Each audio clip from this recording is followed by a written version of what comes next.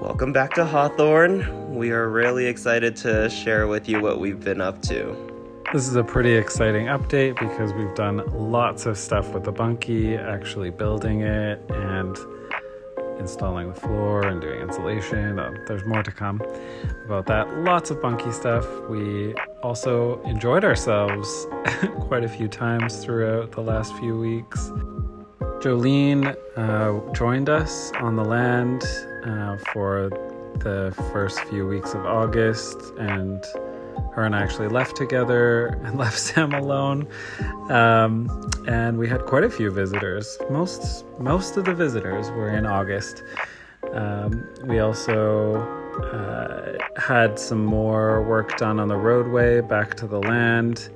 And yeah, bunkie. So it is finally time to build this bunkie, and we were looking forward to this all summer.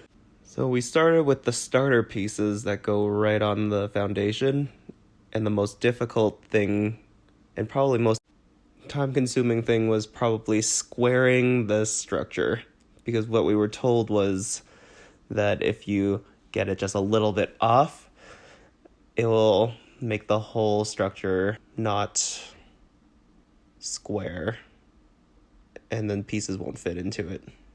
Funny thing is, the structure it was on is already square, so probably didn't need to worry too much about that, but it was like an 1/8 of an inch off. So, being our first time, we weren't quite sure how important that was. We got some advice and decided to proceed, and it came together quite easily. All the pieces kind of fit into place.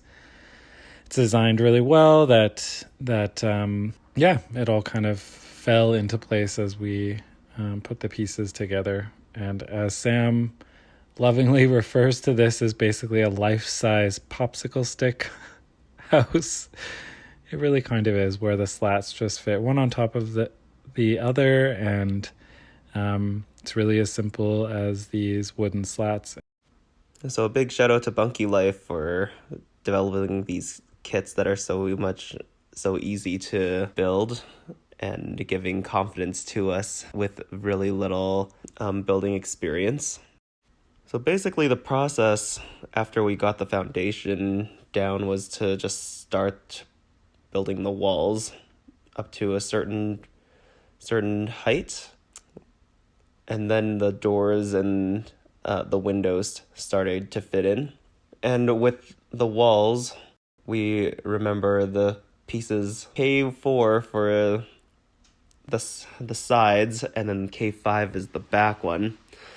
And every time we alternate, then the screws have to be alternating as well.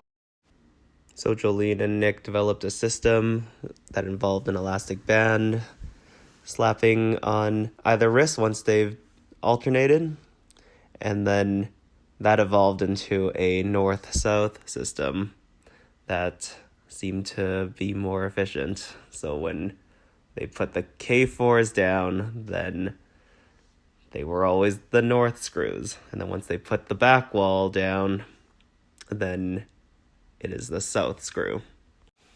Bunkie Life gave really good instructions on how to build the bunkie. They had a video. So what we did was basically go back and forth between watching the video and building a little bit, and then watching the instructions and building more. Then came the beams for the roof, and oh my gosh, they are so heavy. But somehow Jolene, Nick, and I managed to just haul them up all by ourselves. We were also really grateful to have the deck and the foundation have plywood, because how they showed it in the video, they were just kind of hopping in between the beams. So yeah, we were really grateful for Jody to have that ready for us. It's so much easier. So this whole process only took us about 4.5 days to build this, and we just made the most amazing team. Of course, we were also battling with the periodic rain. Okay, so Sam, tell them about this little string method that you and Jolene used. So Jolene and I make the most amazing team in problem solving together. Since this roof was way too long to reach from one end to the other, but we needed to fasten each of the studs or the beams with nails, and we didn't want to throw the nail gun back and forth. I tied the string with a climber's knot to fasten it, and we just moved the nail gun up and down the roof, and that way we got that roof done in record speed. So once all the roof boards were attached, then the rain was there and was coming for the next few days. So we had to get it secured by putting some tarps over top as best as we could. Actually, it was pretty funny the first night that the bunkie structure was up but didn't have a roof on. We put tarps over top of it, and Jolene decided to sleep in her tent inside of the bunkie. And in the middle of the night, she thought, or before she went to bed, she thought, oh, I might as well take the fly off of the tent. I'm inside and there's tarps on the roof. Well, the rain came and the rain collected. And eventually, luckily, just as Jolene had stepped out of her tent, all of that water just splashed straight into where she was going to be sleeping. So she had to kind of take care of all the wet sleeping clothes, and it was a pretty funny story. So one of the bunkie build days was also my birthday, and we decided after we did some work, we decided to go to Inverness. I think we worked that day, right? Mm-hmm. Yeah, okay. So then we decided to go to Inverness. We went to the beach. We we popped into Co-op and we decided to grab some seafood, went home, sauteed some scallops on the trailer grill, and it was so delicious. It was a great birthday dinner. Nick makes the best meals in the trailer. Yeah. Well, you can't go wrong with fresh scallops. I mean, I guess you could go wrong. You can overcook them. I did not. And then we converted that dining space into basically a movie theater, and we had a little movie night. We watched Mission Impossible. I think it was Jolene's first time watching Mission Impossible. Gosh, and I remember that. We loved it. Yeah, it was a great evening.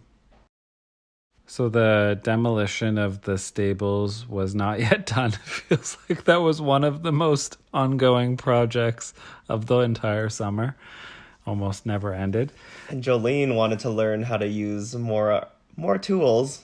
And sledgehammers? And sledgehammer. She definitely wanted to sledge something at least once. Got some good videos and photos. Yeah, and we had plenty of wood for her to sledge. So we started preparing the other bunkie sites towards the back of the property by clearing out with the machete some of the goldenrod, cutting down some of the small trees that were there.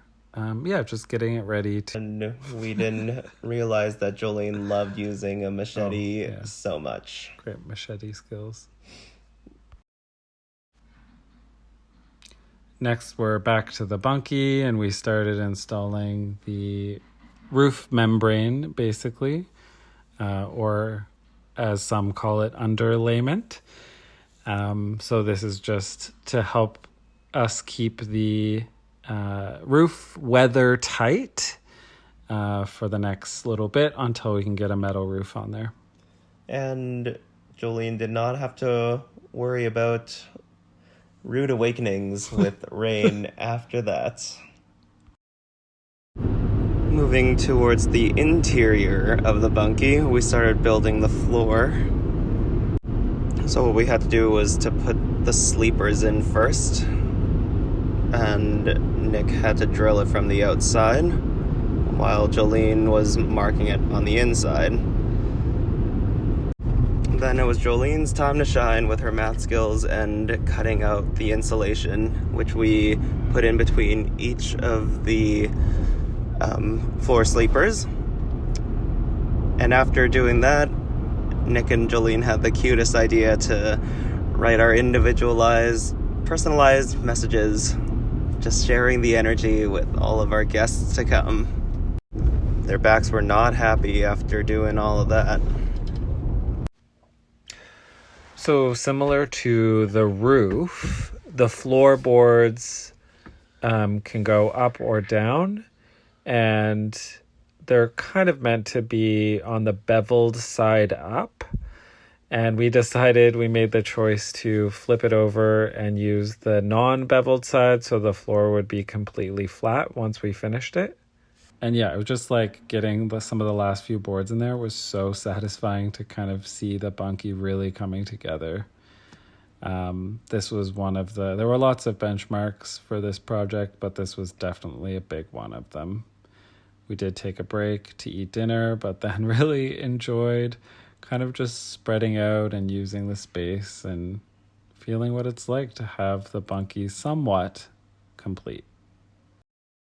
And then to celebrate this new floor, which is smelling of sprucey goodness, we set up the bunkie all cozy-like with some cushions and some throw pillows and some candles, just in preparation for a nice romantic movie night watching our favorite action comedy movie, Spy with Melissa McCarthy.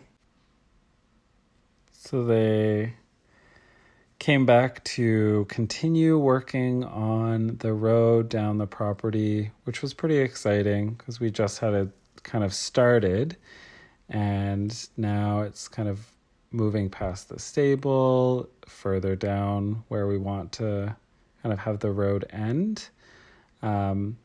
It was taking a lot of pit run to complete it, especially because it's so wet. But what this allowed us to do is to remove what Sam calls the artifact. So something we found on site, we got to move it to kind of the edge of the road so that people can see it out there now. And we started walking down and exploring the road and seeing how it's expanding into the property. You don't realize how thick the road is until you stand next to the stable. Being so much higher to what used to be the roof. Mm-hmm. So two people usually work together with the road.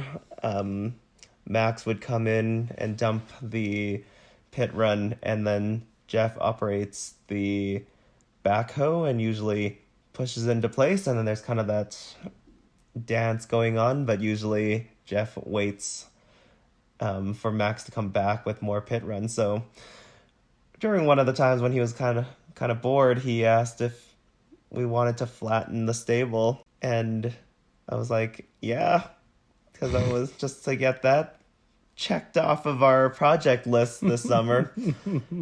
And it was really amazing to see just how fast it takes him to do that compared to us slowly sledging and crowbarring away at the walls.